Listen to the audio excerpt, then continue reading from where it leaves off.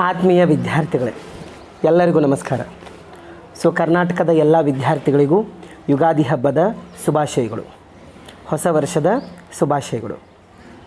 ವಿದ್ಯಾರ್ಥಿಗಳೇ, ಅದರಲ್ಲೂ second PUC ವಿದ್ಯಾರ್ಥಿಗಳೇ, ನಿಮ್ಮ ಟೈಮ್ ಟೇಬಲ್ ಆಲ್ರೆಡಿ ಡಿಸ್ಪ್ಲೇ ಆಗಿದೆ. ಏಪ್ರಿಲ್ 22ರಿಂದ ನಿಮ್ಮ annual examinations are going to start. ಹೌದಲ್ವಾ? ನಿಮ್ಮ ಪ್ರಿಪ್ರೇಷನ್ನು ಕೂಡ ತುಂಬ ಚೆನ್ನಾಗಿ ಆಗ್ತಾ ಇದೆ ಅಂತ ನಾನು ಅಂದ್ಕೊಂಡಿದ್ದೀನಿ. ವಿದ್ಯಾರ್ಥಿಗಳೇ, ಇವತ್ತಿನ ತರಗತಿಯಲ್ಲಿ ನಾವೇನು ಡಿಸ್ಕಸ್ ಮಾಡಲಿಕ್ಕೆ ಹೋಗ್ತಾ ಇದ್ದೀವಿ ಅಂದರೆ, ಸೆಕೆಂಡ್ PUC ಫಿಸಿಕ್ಸಲ್ಲಿ ಇರತಕ್ಕಂತಹ ಮೋಸ್ಟ್ ಇಂಪಾರ್ಟೆಂಟ್ ಡೆರಿವೇಷನ್ಸ್, ಅವುಗಳನ್ನು ನಾವು ಸ್ವಲ್ಪ ಡಿಸ್ಕಸ್ ಮಾಡಲಿಕ್ಕೆ ಹೋಗೋಣ. Is it clear children? ಹೌದಾ? 5 marks derivations are very very important children. ನಾನು ಎಷ್ಟು ಹೇಳ್ತೀನಲ್ಲ ಅಷ್ಟು ನೀವೇನಾದರೂ ಸ್ಟಡಿ ಮಾಡಿದ್ದೇ ಆದರೆ 4ಕ್ಕೆ 4 ಡೆರಿವೇಷನ್ಸ್ಗಳನ್ನು ನೀವು ಬಿಡಿಸ್ಬರ್ಬೋದು. ಈಸಿಯಾಗಿ 8ರಲ್ಲಿ 4 ಬಿಡಿಸ್ಬೇಕಾಗ್ತದೆ. ಈಸಿಯಾಗಿ 20 ಮಾರ್ಕ್ಸ್ ನಿಮಗೆ ಬೀಳ್ತವೆ ವಿದ್ಯಾರ್ಥಿಗಳು. ಆರಾಮ್ಸೆ 20 ಮಾರ್ಕ್ಸ್ ತೊಗೋಬೋದು. ಹಾಗಾದರೆ ಇನ್ಯಾಕೆ ತಡ, let us start the class. ಈಗ ಆಲ್ರೆಡಿ ನಿಮಗೆ ಗೊತ್ತಿದೆ ವಿದ್ಯಾರ್ಥಿಗಳೇ, ಕ್ವಶನ್ ಪೇಪರ್ನ ಪ್ಯಾಟರ್ನ್ ಈಗ ಕಂಪ್ಲೀಟಾಗಿ ಚೇಂಜ್ ಆಗಿಬಿಟ್ಟಿದೆ. ಹೌದಲ್ವಾ? You might have no children. ಮೊದಲೇನಿರ್ತಿತ್ತು, ಟೋಟಲ್ ನಂಬರ್ ಆಫ್ ಕ್ವಶನ್ಸ್ 36 ಇರ್ತಿತ್ತು. ಈಗ ಟೋಟಲ್ ನಂಬರ್ ಆಫ್ ಕ್ವಶನ್ಸ್ 50 ಆಗಿದೆ.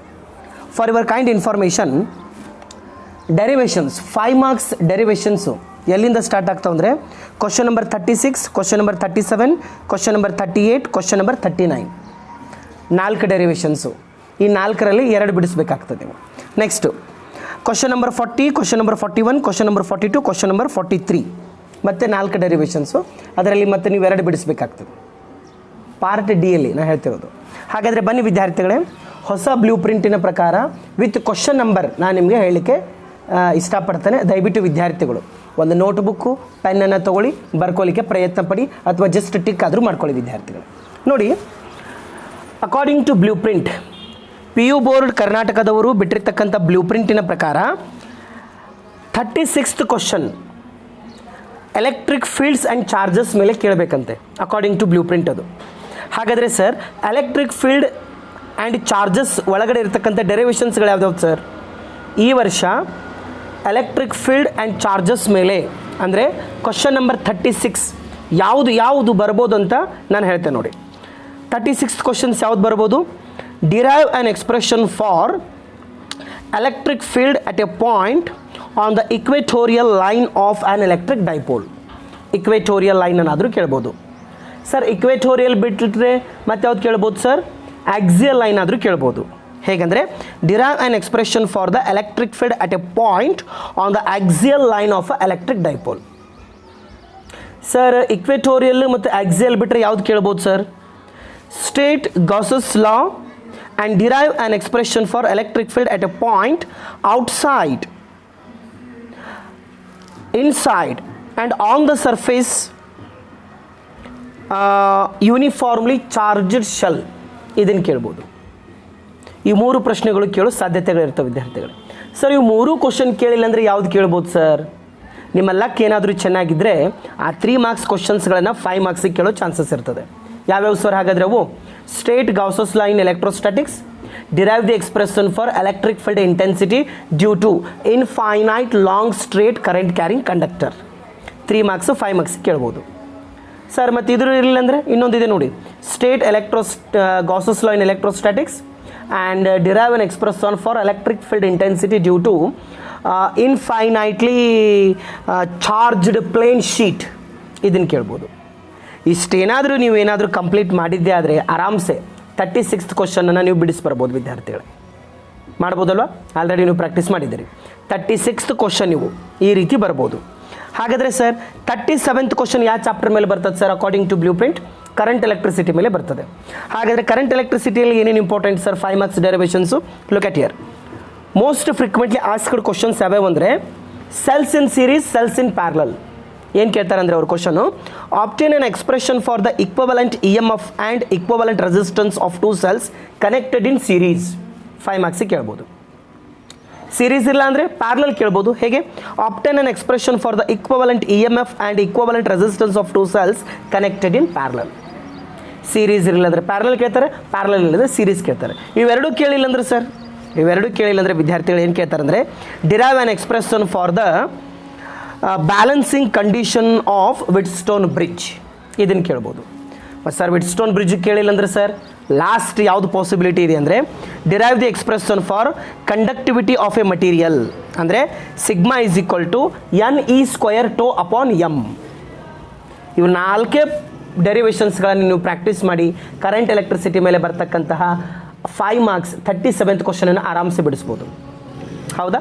Coming to next chapter 38th question ಯಾವ ಚಾಪ್ಟರ್ ಮೇಲೆ ಬರ್ತದೆ sir? According to blue print moving charges and magnetism ಮೇಲೆ ಬರ್ತದೆ. ಹಾಗಾದರೆ sir what are the possibilities sir? Look at here. Most frequently asked questions ಇಲ್ಲಿ ಎರಡಿವೆ. ಎರಡು ಯಾವ್ಯಾವ ಅಂದರೆ ವಿದ್ಯಾರ್ಥಿಗಳೇ, obtain the expression for force between 2 straight long parallel current carrying conductors and hence define 1 ampere. ನೀವು ಆಲ್ರೆಡಿ ಪ್ರಾಕ್ಟೀಸ್ ಮಾಡಿರ್ತೀರಿ ನೋಡಿ. 2 parallel current carrying conductors ಇರ್ತವೆ. ಒಂದು ಕಂಡಕ್ಟರಲ್ಲಿ I1 ಕರೆಂಟ್ ಫ್ಲೋ ಆಗ್ತದೆ, ಮತ್ತೊಂದು ಕಂಡಕ್ಟರಲ್ಲಿ I2 ಕರೆಂಟ್ ಫ್ಲೋ ಆಗ್ತದೆ. ಅದ್ರ ಮಧ್ಯೆ ಇರ್ತಕ್ಕಂಥ ಫೋರ್ಸಸ್ಸನ್ನೇ ಕ್ಯಾಲ್ಕುಲೇಷನ್ ಮಾಡಬೇಕು. ಅದ್ರ ಜೊತೆಗೆ 1 ಆಂಪಿಯರ್ ಡೆಫಿನೇಷನನ್ನು ಬರೀಬೇಕು. ಮೋಸ್ಟ್ ಫ್ರೀಕ್ವೆಂಟ್ಲಿ ಆಸ್ಕ್ಡ್ ಕ್ವಶನ್ ಇದು, ಪ್ರಾಕ್ಟೀಸ್ ಮಾಡಿ. ಇದನ್ನು ಬಿಟ್ಟರೆ ಯಾವ್ದು ಬರ್ಬೋದು sir? Derive an expression for the magnetic field at a point on the axis of a circular current loop. Circular current loop ಇದೆ. ಹಾಂ, ಆ ಆಕ್ಸಿಯಲ್ ಪಾಯಿಂಟಲ್ಲಿ ಒಂದು ಪಾಯಿಂಟ್ ತೊಗೊಂಡ್ಬಿಟ್ಟು ಅಲ್ಲಿ ಎಷ್ಟು ಪ್ರಮಾಣದ ಮ್ಯಾಗ್ನೆಟಿಕ್ ಫೀಲ್ಡ್ ಕ್ರಿಯೇಟ್ ಆಗ್ತದೆ. ಇವೆರಡೇ ಪಾಸಿಬಿಲಿಟೀಸ್ ವಿದ್ಯಾರ್ಥಿಗಳೇ, ಮೂವಿಂಗ್ ಚಾರ್ಜಸ್ ಆ್ಯಂಡ್ ಮ್ಯಾಗ್ನೆಟಿಸಮ್ ಮೇಲೆ. ಇವೆರಡು ಪ್ರಾಕ್ಟೀಸ್ ಮಾಡಿ ಆರಾಮ್ಸೆ ನೀವು ಬರಿಬೋದು ವಿದ್ಯಾರ್ಥಿಗಳೇ, ಆರಾಮ್ಸೆ ನೀವು ಆನ್ಸರ್ ಮಾಡಿಬರ್ಬೋದು. ನೆಕ್ಸ್ಟ್ ಚಾಪ್ಟರ್ ತೊಗೊಳ್ಳಿ sir. Sir question number 39 according to blue print electromagnetic induction ಮೇಲೆ ಬರ್ತದೆ. ವಿದ್ಯಾರ್ಥಿಗಳೇ, ಎಲೆಕ್ಟ್ರೋಮ್ಯಾಗ್ನೆಟಿಕ್ ಇಂಡಕ್ಷನ್ ಮೇಲೆ ಇರೋದು ಒಂದೇ ಒಂದು ಡೆರಿವೇಷನು, ಒಂದೇ ಒಂದು 5 ಮಾರ್ಕ್ಸ್ ಕ್ವಶನ್ನು. ಅದು ಯಾವುದಂದರೆ with the help of label diagram derive the expression for instantaneous EMF induced EMF in an AC generator. AC ಜನರೇಟರನ್ನು ಡೈಗ್ರಾಮನ್ನು ಡ್ರಾ ಮಾಡಿಬಿಟ್ಟು ಇಂಡ್ಯೂಸ್ಡ್ EMF ಅನ್ನು ಅಲ್ಲಿ ನಾವು ಕ್ಯಾಲ್ಕುಲೇಷನ್ ಮಾಡಬೇಕು. ಇದು ಒಂದೇ ಅಲ್ಲಿರೋದು ಕ್ವಶನ್ನು. ಸರ್ ಇದನ್ನು ಬಿಟ್ಟರೆ ಏನು ಕೇಳ್ತಾರೆ ಸರ್? ಮತ್ತು ಅದೇ what is AC generator, construction, principle, working, ಇದನ್ನು ಸ್ವಲ್ಪ ಎಕ್ಸ್ಪ್ಲೇನ್ ಮಾಡಿ ಬ್ರೀಫ್ ಆಗಿ ಅಂತ ಹೇಳ್ತಾರೆ. ಇಷ್ಟು ಬಿಟ್ಟರೆ ಬೇರೆ ಯಾವುದನ್ನು ಕೇಳಿಕ್ಕಿಲ್ಲಿ ಸಾಧ್ಯ ಇಲ್ಲ ವಿದ್ಯಾರ್ಥಿಗಳೇ. ಗೊತ್ತಾಯ್ತಲ್ವಾ? Question number 36, question number 37, question number 38, question number 39 part D ಅಲ್ಲಿ. ಈ 4ರಲ್ಲಿ ಮತ್ತೆ ನೀವು 2 ಬರೀಬೇಕಾಗ್ತದೆ. ಯಾಕೆ ಚಾಯ್ಸ್ ಇರ್ತಾವಲ್ಲ ಇವು 4ರಲ್ಲಿ 36, 37, 38, 39 ಈ 4ರಲ್ಲಿ ನೀವು 2 ಬರೀಬೇಕಾಗ್ತದೆ. ಅದಕ್ಕೆ ನೀವೇನು ಮಾಡಿ, ಯಾವುದಾದ್ರೂ 2 ಚಾಪ್ಟರ್ಸ್ಗಳನ್ನು ಚಾಯ್ಸ್ ಮಾಡ್ಕೊಂಡ್ಬಿಟ್ಟು ಪ್ರಾಕ್ಟೀಸ್ ಮಾಡಿ. ಆರಾಮ್ಸೆ 10 ಮಾರ್ಕ್ಸ್ ಬಂತಿಲ್ಲಿ. Yes or no children? Coming to next part. Next ಬನ್ನಿ sir. Question number 40, question number 41, question number 42, question number 43 ಯಾವ ರೀತಿ ಬರ್ಬೋದು sir? Always remember according to new blue print question number 40 ಯಾವಾಗಲೂ ಅಲ್ಟರ್ನೇಟಿಂಗ್ ಕರೆಂಟ್ ಮೇಲೆ ಕೇಳಬೇಕಂತಿದೆ. ಅಲ್ಟರ್ನೇಟಿಂಗ್ ಕರೆಂಟ್ ಮೇಲೆ ಯಾವ ರೀತಿ questions ಬರ್ಬೋದು sir? 5 marks. Most frequently asked questions ಯಾವ್ಯಾವ ಅಂದರೆ derive an expression for the impedance of a series LCR circuit when AC voltage is applied to it. LCR ಸರ್ಕಿಟ್ಗೆ AC ವೋಲ್ಟೇಜನ್ನು apply ಮಾಡಿದಾಗ ಏನೆಲ್ಲ ಆಗ್ತದೆ? ಇಂಪಡೆನ್ಸ್ ಕ್ಯಾಲ್ಕುಲೇಷನ್ ಮಾಡಬೇಕು, ಕರೆಂಟ್ ಕ್ಯಾಲ್ಕುಲೇಷನ್ ಮಾಡಬೇಕು, phasor ಡಯಾಗ್ರಾಮನ್ನು ಹಾಕಿಬಿಟ್ಟು ಕ್ಯಾಲ್ಕುಲೇಷನ್ ಮಾಡಬೇಕಾಗ್ತದೆ. ಇದು 5 ಮಾರ್ಕ್ಸ್ಗೆ. ಸರ್ ಇದನ್ನು ಬಿಟ್ಟರೆ ಸರ್, ಇದನ್ನು ಬಿಟ್ಟರೆ ನಿಮ್ಮ ಲಕ್ ಚೆನ್ನಾಗಿದ್ದರೆ 3 ಮಾರ್ಕ್ಸ್ ಕ್ವಶನ್ಸನ್ನು 5 ಮಾರ್ಕ್ಸ್ ಆಗಿ ಕೇಳ್ಬೋದು. ಯಾವ್ಯಾವ ಸರ್? ಆ ಮಾಡಲ್ ಕ್ವಶನ್ ಪೇಪರಲ್ಲಿ ಕೇಳಿದ್ದಾರೆ ನೋಡಿ, PU ಬೋರ್ಡಲ್ಲಿ ಇರ್ತಕ್ಕಂಥ ಮಾಡಲ್ ಕ್ವಶನ್ ಪೇಪರ್. ಹಾಂ, explain with phasor diagram when AC is applied to or supplied to capacitor. ಕೆಪಾಸಿಟರ್ಗೆ ಅಪ್ಲೈ ಮಾಡಿದಾಗ ಕರೆಂಟ್ ಏನಾಗ್ತದೆ? ಲೀಡ್, π/2 ಲೀಡ್ ಆಗ್ತದೆ. ರೆಜಿಸ್ಟರ್ಗೆ ಅಪ್ಲೈ ಮಾಡಿದಾಗ ಏನಾಗ್ತದೆ? ಇಂಡಕ್ಟರ್ಗೆ ಅಪ್ಲೈ ಮಾಡಿದಾಗ ಏನಾಗ್ತದೆ? ಈ ರೀತಿ 3 ಮಾರ್ಕ್ಸ್ ಕ್ವಶನ್ಸ್ಗಳನ್ನು 5 ಮಾರ್ಕ್ಸ್ಗೆ ಕೇಳೋ ಚಾನ್ಸಸ್ ಇರ್ತದೆ. ಇವಿಷ್ಟು ಪ್ರಾಕ್ಟೀಸ್ ಮಾಡಿ AC ಮೇಲೆ ಇಷ್ಟೇ ಕೇಳಬೇಕು ಅವ್ರು. ಆಲ್ಟರ್ನೇಟಿಂಗ್ ಕರೆಂಟ್ ಮೇಲೆ ಒಂದು AC supplied to LCR circuit, next AC supplied to capacitor, next AC supply to resistor, pure resistor, then AC supply to pure inductor. ಇಷ್ಟರ ಒಳಗಡೆ ಕೇಳಬೇಕಾಗ್ತದೆ. ವಿತ್ ಫೇಸರ್ ಡಯಾಗ್ರಾಮನ್ನು ನೀವು ಎಕ್ಸ್ಪ್ಲೇನ್ ಮಾಡಬೇಕಾಗ್ತದೆ, ಫೇಸರ್ ಡಯಾಗ್ರಾಮನ್ನು ಡ್ರಾ ಮಾಡಬೇಕಾಗ್ತದೆ. Next sir question number 41 ray optics ಮೇಲೆ ಬರ್ತದೆ ವಿದ್ಯಾರ್ಥಿಗಳು. According to new blue print ray optics ಮೇಲೆ ಯಾವ್ಯಾವ ಇದ್ದಾವೆ ಸರ್? ರೇ ಆಪ್ಟಿಕ್ಸ್ ಮೇಲೆ ಇರೋದೇ 4 ಕ್ವಶನ್ಸು. ಯಾವ್ಯಾವ ಅಂತ ಹೇಳ್ಬಿಡ್ತೇನೆ ನೋಡಿ. Lens makers formula most frequently asked question. Practice ಮಾಡಿ ವಿದ್ಯಾರ್ಥಿಗಳೇ. ಲೆನ್ಸ್ ಮೇಕರ್ಸ್ ಫಾರ್ಮುಲಾ ಏನು? 1/F is equal to μ - 1 1/R1 - 1/R2. Lens makers formula ಡೆರಿವೇಷನ್ನ ಮಾಡಂತಾರೆ. ಅದನ್ನು ಬಿಟ್ಟರೆ ಸರ್, ಅದನ್ನು ಬಿಟ್ಟರೆ deduce the relation between refractive index, image distance, then object distance and radius of curvature for a refraction at a spherical surface ಇದನ್ನು ಕೇಳ್ಬೋದು. ಅಂದರೆ relation between mu, u, v and R ಅದಿದೆ ನೋಡಿ. μ2 upon v minus μ1 upon u is equal to μ2 minus μ1 upon R ಅಂತಿದೆ ನೋಡಿ. Mu ಆದರೂ ತೊಗೋತಾರೆ, n ಆದರೂ ತೊಗೋತಾರೆ. ಮ್ಯೂ ಎನ್ ಅಂದರೆ ರಿಫ್ರಾಕ್ಟಿವ್ ಇಂಡೆಕ್ಸ್ ಅಂತ ತೊಗೋಬೋದು. ಇದನ್ನು ಕೇಳ್ಬೋದು. ಇದನ್ನು ಬಿಟ್ಟರೆ ಸರ್, ಇದನ್ನು ಬಿಟ್ಟರೆ ಯಾವ ಕ್ವಶನ್ ಕೇಳ್ಬೋದು ಅಂದರೆ derive an expression for equivalent focal length of two thin lenses kept in contact. Model question ಪೇಪರಲ್ಲೂ ಇದೇ ಕ್ವಶನ್ ಇದೆ. ಸೊ ವಿದ್ಯಾರ್ಥಿಗಳು ಇದನ್ನು ಪ್ರಾಕ್ಟೀಸ್ ಮಾಡಿ. ಎರಡು ಥಿನ್ ಲೆನ್ಸಸ್ಸನ್ನು ಕಾಂಟ್ಯಾಕ್ಟ್ ಮಾಡಿದಾಗ ಇಕ್ವಲೆಂಟ್ ಫೋಕಲ್ ಲೆಂತ್ ಏನಾಗ್ತದೆ ಕ್ಯಾಲ್ಕುಲೇಷನ್ ಮಾಡಬೇಕು. ಸರ್ ಇದನ್ನು ಬಿಟ್ಟರೆ ಪ್ರಿಸಮ್ ಫಾರ್ಮುಲಾ ಕೇಳ್ತಾರೆ. Prism formula derive the expression for refractive index of the material of the prism in terms of angle of prism and angle of minimum deviation. ರೇ optics ಮೇಲೆ ಏನೇ ಕೇಳಿದ್ರು ಇವು 4ರಲ್ಲೇ ಕೇಳಬೇಕು. ಇದನ್ನು ಬಿಟ್ಟರೆ ಬೇರೆ ಯಾವುದೂ ಕೇಳಿಕ್ಕೆ ಸಾಧ್ಯನೇ ಇಲ್ಲ ವಿದ್ಯಾರ್ಥಿಗಳೇ. Coming to question number 42. Sir question number 42 ಯಾವ ಚಾಪ್ಟರ್ ಮೇಲೆ ಬರ್ತದೆ sir? 5 marks question. Dual nature of radiation and matter ಮೇಲೆ ಬರ್ತದೆ according to new blue print. ಹಾಗಾದರೆ ಯಾವ ಕ್ವಶನ್ಸ್ಗಳು ಸರ್ ಅವು? Look at here. Write the experimental observations of photo electric effect. ಒಂದು 5-6 ಫೋಟೋ ಎಲೆಕ್ಟ್ರಿಕ್ ಎಫೆಕ್ಟಿನ ಎಕ್ಸ್ಪೆರಿಮೆಂಟಲ್ ಅಬ್ಸರ್ವೇಷನ್ಸನ್ನು ನೀವು ಬರಿಬೇಕಾಗ್ತದೆ. ಏನು?